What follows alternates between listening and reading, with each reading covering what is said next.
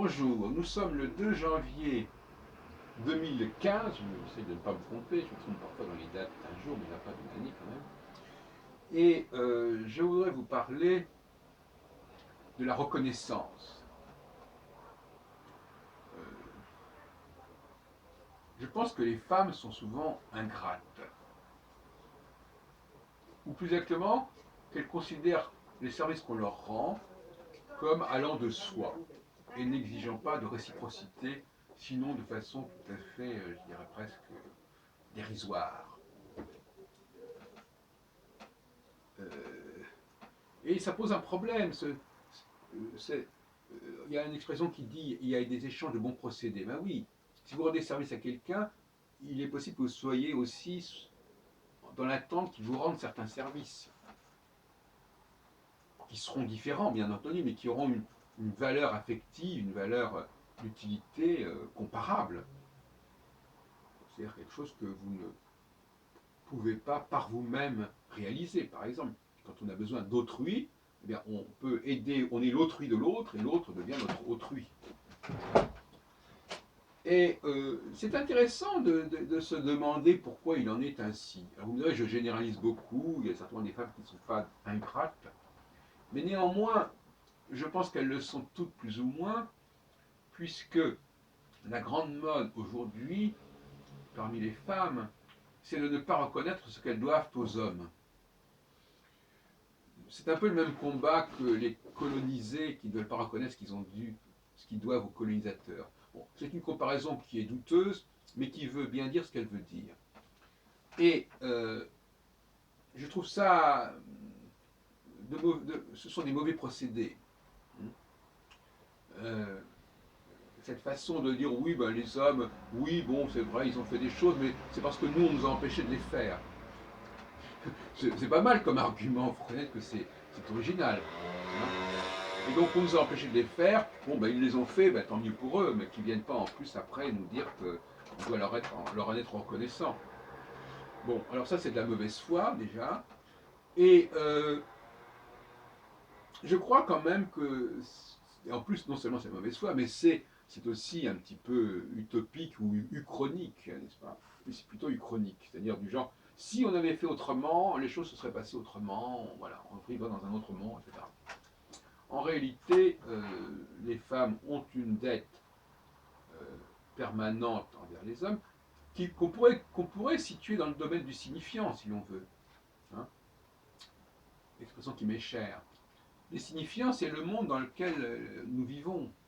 C'est toutes les constructions, toutes les structures qui ont été établies, les langages, tout le cadre dans lequel nous vivons est de l'ordre du signifiant. Et par contre, le signifié, lui, peut varier.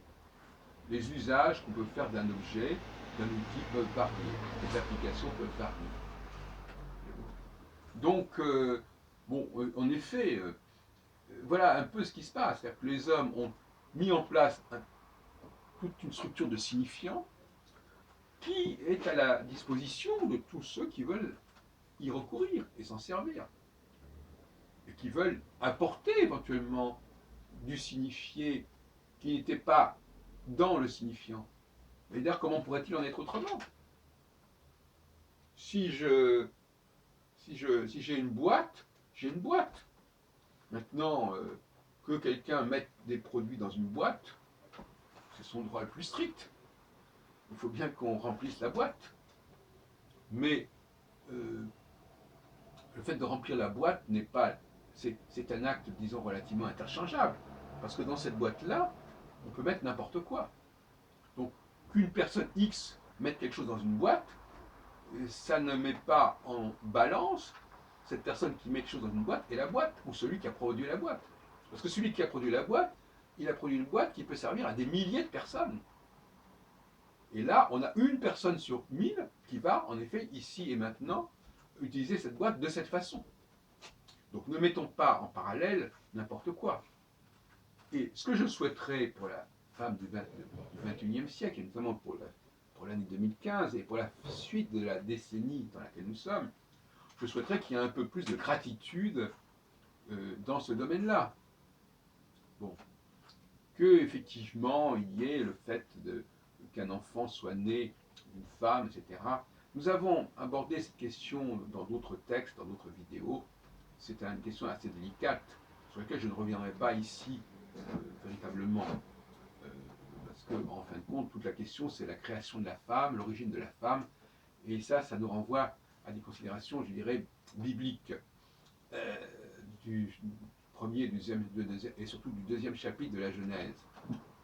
Mais je crois qu'il n'est pas sain de ne pas payer ses dettes. Comme on dit d'ailleurs, qui paye ses dettes s'enrichit. Il n'est pas sain de fonctionner en ne reconnaissant pas ce qu'on doit à quelqu'un, ne serait-ce que pour se dire, est-ce qu'on peut arriver à ce que ce quelqu'un a fait, est-ce qu'on peut faire ce qu'il a fait? Ou est-ce qu'on peut se contenter simplement d'être un usager, un consommateur, plus ou moins zélé, plus ou moins inspiré, des produits qui sont... Alors qu'est-ce que c'est qu'un consommateur? Alors, effectivement, là il y a une notion de consommation qui est un petit peu inhabituelle, si vous voulez. Généralement, on doit dire, bon, un consommateur, il va consommer ce qu'il y a dans l'assiette.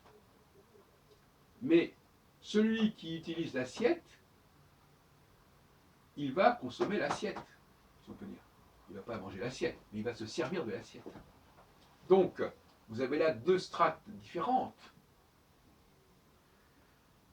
La première consommation, c'est celle de l'outil. J'utilise un outil. Donc, je consomme cet outil. Alors, évidemment, le mot consommer, je vous ai déjà dit qu'il ne fallait pas être prisonnier des attributions traditionnelles des mots.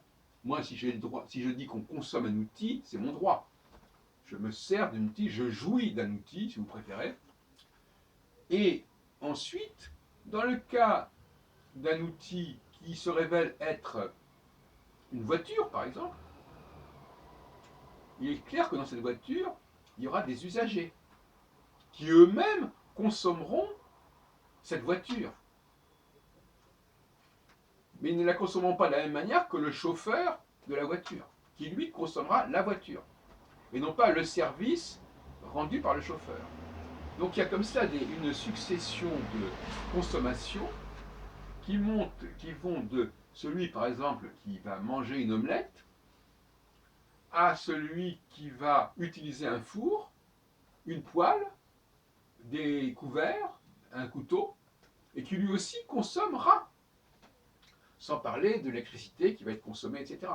Donc j'ai l'impression, parfois, bien qu'on parle de consommation d'électricité en l'occurrence, qu'on ne perçoit la notion de consommation qu'au niveau le plus inférieur, on peut dire, le plus aléatoire, alors qu'en réalité, nous consommons aussi à d'autres niveaux. Et ce sont ces autres niveaux, justement, qui sont les niveaux masculins. C'est-à-dire, même un concept, une partition, un objet qui ont été fabriqués. Tout ça, c'est de l'ordre de la consommation. Et on le sait très bien. Les biens de consommation, il y a les consommations, aller chez Ikea pour acheter un meuble, c'est de la consommation. Utiliser le métro, c'est une forme de consommation aussi. On parle d'usagers, mais ce sont des consommateurs, ce sont des clients, on vous appellera ça comme on voudra.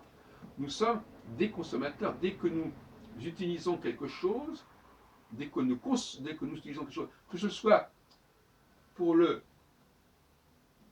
l'absorber en quelque sorte, ou tout simplement pour l'utiliser ponctuellement sans que cela mette fin à son usage, pour d'autres cas, pour d'autres usages, nous sommes dans la consommation. La consommation, quand on dit par exemple qu'un mariage a été consommé, les gens n'ont pas disparu, il a été consommé. Voilà. Donc il y a des cas où effectivement je consomme quelque chose et il ne reste plus rien. La personne qui prend un sandwich et qui le mange complètement, il ne reste plus rien. Mais c'est un cas limite. Dans la plupart des cas, ce que je consomme va perdurer et va servir. Par exemple, je m'assois sur cette chaise, je consomme cette chaise, ça n'empêchera pas d'autres personnes d'utiliser cette chaise. Et alors on revient à la question que j'avais posée tout à l'heure, c'est-à-dire à condition que celui qui a... Dans le métro par exemple, quelqu'un est assis, il se lève, je m'assois à sa place. Nous sommes interchangeables. Mais le siège, lui, il est là, il reste là.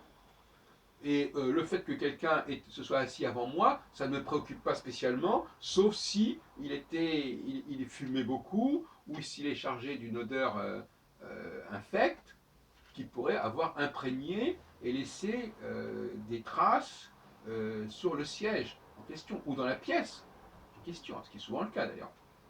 Souvent, les gens rentrent dans une pièce qui porte les traces, les odeurs d'autres personnes qui ont occupé cette pièce précédemment. Bon, ça c'est aussi une question qui se pose, bien entendu. Mais de toute façon, l'ingratitude, puisque tel était le sujet de cette causerie, c'est de reconnaître que les objets dont je me sers, que je remplis d'une manière ou d'une autre, eh bien ce sont des objets dont j'ai besoin et je suis bien content qu'ils existent. Et donc je dois reconnaître, je dois rendre grâce à, à ceux qui ont fabriqué ces objets. Alors c'est bien de rendre grâce à Dieu, qui, comme on dit chez les Juifs, n'est-ce pas, je rends grâce à Dieu qui sort le pain de la terre, lechem min haaretz. Mais il faut aussi qu'il y ait des gens qui fassent ce travail quand même quelque part. Et alors là, Dieu, il a bon dos, parce que Dieu, c'est un peu l'homme quelque part, au fond, quand on y réfléchit bien. Les femmes préfèrent rendre grâce à Dieu de tous les bienfaits que les hommes ont apportés, plutôt que de les accorder aux hommes. Voilà, c'est le procès que je fais ici et maintenant.